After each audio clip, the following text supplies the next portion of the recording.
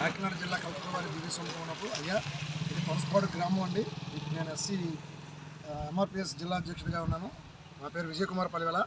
నా రూరల్ మండలంలో ఉన్నటువంటి దురాక్రమణలు చాలా దారుణంగా ఉన్నాయండి. ఏ ఊరిలో గ్రామంలో ఏ కుల నిష్పత్తి ఎక్కువైతే ఉందో ఆ ఊరిలో ఉన్నటువంటి జనాంగం ఆ ఊరినంతా కబ్జా చేసేస్తున్నారు సార్. బంజరు భూముల్ని, మాలమ మాన్యాల్ని, మాదిగ మాన్యాల్ని, అలాగే గుడికి సంబంధించినటువంటి భూముల్ని కూడా ఆక్రమించేస్తున్నారు సార్. ఈ పనసపాడు గ్రామంలో శ్మశానం ఎస్సీ ఎస్టీ మైనారిటీలకు శ్మశానమే లేకుండా ఏలేరు కాలువ గట్టు ఇచ్చారండి. ఆ గట్టు దగ్గర నుంచి రోడ్డు మీదకి వెళ్ళేది పిడపరాజు వారు వచ్చే దారిలో మొత్తం ఆక్రమించేసి బండి దారి ఉండేదండి, ఆ దారి మూసేశారు. స్థలాలన్నీ ఆక్రమించేసుకున్నారు.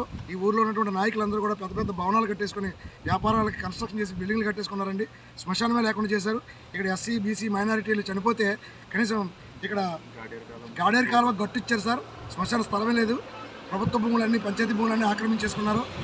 దానికి ప్రభుత్వం వారు స్పందించి ఈ క్రిస్టియన్స్, ఎస్సీ ఎస్టీ మైనారిటీలకు స్థలం పెంచవలసిందిగా జిల్లా కలెక్టర్ వారిని, అలాగే ఎమ్మెల్యే గారిని, అలాగే సామకూర పెద్దాపురం నియోజకవర్గం చంద్రరాజప్ప గారిని నేను మనస్ఫూర్తిగా కోరుతున్నానండి. ఎమ్మెల్యే గారు, మీరు ఇప్పుడు ఉన్నటువంటి అధికార ప్రభుత్వంలో మీరు అధికారిగా ఉన్నారు. ఒకప్పుడు కూడా మీరు హోమ్ మినిస్టర్గా పనిచేశారు. మీకు సర్వం తెలుసు.